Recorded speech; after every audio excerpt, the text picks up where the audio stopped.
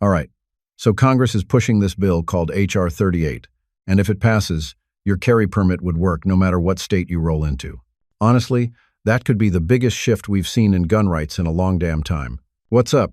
This is Ted from Line 45. Today, we're going to talk about what this bill really means, why it's got gun owners fired up, and how it could finally put an end to that state-by-state headache we've all dealt with. Before we dive in, do me a solid. Smash that subscribe, tap the bell, hit all the dang buttons down there. You don't gotta, but it keeps this train rolling and lets me crank out more of this wild gun talk for y'all. All right, enough of that. Let's get back to it. The Big Bang moment. Have you ever noticed how the rules change the second you cross a state line? 1 mile you're perfectly fine, the next mile you're looking at handcuffs just for doing the same exact thing. That's the headache H.R. 38 is trying to kill off. This thing cleared the House Judiciary Committee with an 18-9 vote, which means it's not just some idea floating around anymore. It's actually moving. Here's the deal. H.R. 38 isn't some brand new right being handed out. What it does is force states to recognize concealed carry permits the same way they recognize driver's licenses or marriage certificates. You've already been vetted, you've already jumped through the hoops, so why should your rights evaporate the second you drive across a border? To me, that's the part that's always felt backwards. The big picture here is that it's lining up with the way courts have been shifting ever since the Supreme Court dropped the Bruen decision in 2022. That ruling basically said gun laws have to match up with America's historical tradition, and history shows people carried when they traveled. H.R. 38 taps right into that logic. So yeah, if this goes through, it's not just about convenience. It's about consistency. It's about not having to gamble your freedom just because you took a wrong exit in the wrong state. That's why folks are paying attention, because this isn't small potatoes. It could rewrite the way carry works across the whole country. What H.R. 38 actually does. Here's the straight rundown on H.R. 38. The bill doesn't wave a magic wand and say everybody gets to carry everywhere. What it does is make states respect concealed carry permits that are already legal. So if you're licensed in Georgia and you head up through Tennessee, Kentucky, or even all the way into Ohio, that same permit would keep you covered. No more stopping to Google every state's fine print before a road trip. One thing folks mix up is thinking this overrides every local rule. It doesn't. States can still set restrictions on schools, government buildings, or private property if the owner says no guns allowed. All H.R. 38 is saying is that the permit you already earned back home doesn't become worthless just because you cross into a different state. That's not giving new rights. That's leveling the playing field. I look at it like this. You can drive across the whole country on one driver's license, and nobody blinks. You can get married in Vegas, and that paper's good in New York or Alabama. Why should concealed carry be treated any differently? Especially when permit holders, statistically, are some of the most law-abiding folks out there. So when you strip away all the noise, H.R. 38 is about consistency. It tells every state, if this person's trusted in one place, they're trusted everywhere. Simple, clean, and long overdue. The real-world nightmares are 30-aunt fixes. One of the clearest examples of why H.R. 38 matters is the case of Shaneen Allen. She was a licensed concealed carrier in Pennsylvania, but when she crossed into New Jersey, she was arrested and hit with felony charges for carrying a gun that was perfectly legal to have just miles away. She spent over a year fighting those charges before finally getting a pardon. That's the kind of trap law-abiding people fall into under the current patchwork system. It's not just her. 2 truck drivers, one from Texas and the other from Georgia, ran into the same issue in Minnesota. They both had valid permits back home, but Minnesota didn't honor them. The court even admitted their rights were implicated, but still refused to give relief. These weren't criminals looking for trouble. They were just guys hauling freight, and their ability to work and travel safely got hammered by inconsistent laws. H.R. 38 is designed to prevent situations like this. By forcing nationwide recognition of valid permits, it stops states from criminalizing people who have already passed background checks and met the requirements where they live. The bill also shifts the burden of proof, meaning if a prosecutor comes after you while you're following the law, it's on them to prove you weren't qualified. If they lose, they cover your legal fees. That's not fluff.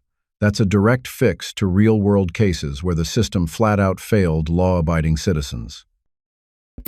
The Second Amendment passport? Supporters of H.R. 38 call it a Second Amendment passport, and the reasoning's pretty straightforward. Right now, your carry permit stops dead at the state line unless the next state happens to honor it. Under H.R. 38, that piece of paper would work nationwide, just like a driver's license or marriage certificate. You don't get remarried every time you move, and you sure don't retake a driving test when you cross into another state. The bill also changes the way the law treats gun owners caught up in the system. Today, if you're arrested in a state that doesn't honor your permit, the burden falls on you to prove you were following the law. H.R. 38 flips that around. Prosecutors would have to prove you weren't qualified, and if they lose, they're the ones paying your legal fees. That's a big shift, because it stops states from dragging people through expensive, drawn-out cases just to make an example out of them.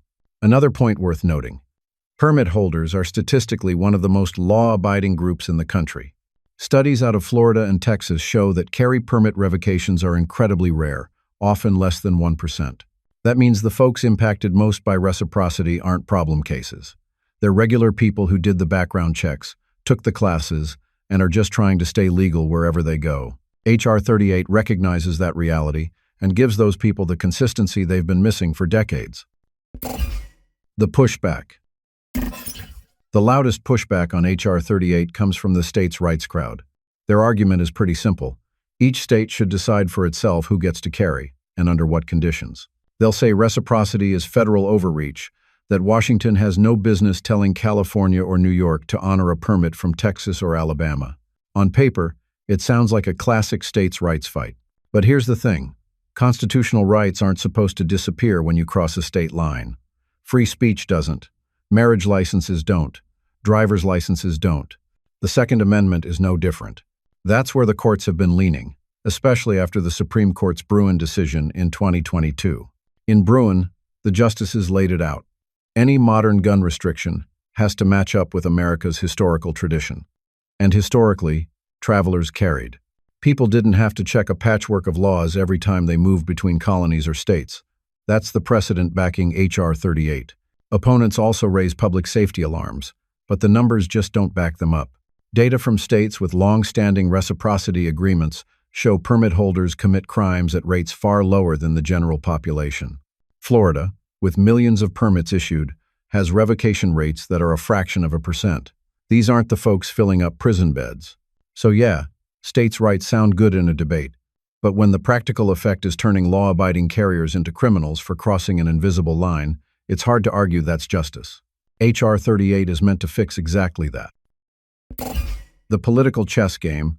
The politics behind H.R. 38 are where it gets really interesting. This isn't just some random bill someone tossed in the pile. It's been in the works for years, and now the timing actually lines up.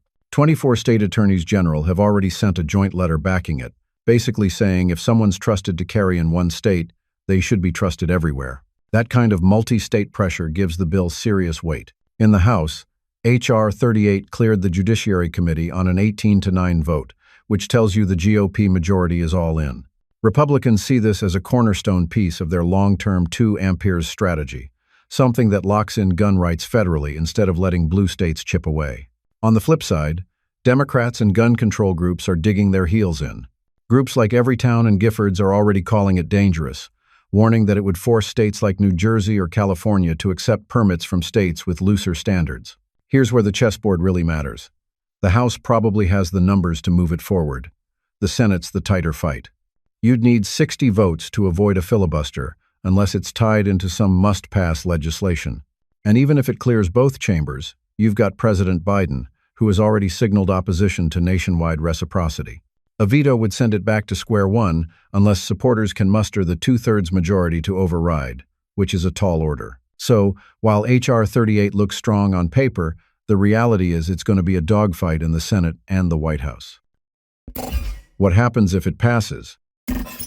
If H.R. 38 actually makes it through, the rollout would be quick. The bill says it takes effect 90 days after being signed, which means within 3 months, your carry permit would work nationwide. That alone would flip the script for millions of people who travel for work, for trucking, or even just for family road trips. You wouldn't need to check reciprocity maps or worry about making the wrong turn into a hostile state. Now, let me be real. The second this passes, blue states are going to sue. You'll see challenges in places like New York, New Jersey, and California, arguing that it violates their ability to regulate public safety. But here's the damn problem for them. The Bruen decision in 2022 laid down a very tough standard. Any gun regulation now has to match up with the nation's historical tradition. And there's no history of disarming travelers just because they crossed into a new jurisdiction. Courts have already been tossing out modern restrictions using that test, so the odds are stacked against states trying to block reciprocity. There's also the practical angle. Studies from states that already honor a wide range of permits show permit holders commit crimes at shockingly low rates. Florida's revocation rate is less than 0.2%. Texas numbers look almost identical. That kind of data undercuts the fear-mongering and gives Congress cover to say, look, this works in practice. So at the end of the day, H.R. 38 isn't just another bill. If it lands, oh well, it could be the final piece in a decades-long shift where the Second Amendment is treated the same in every corner of the country.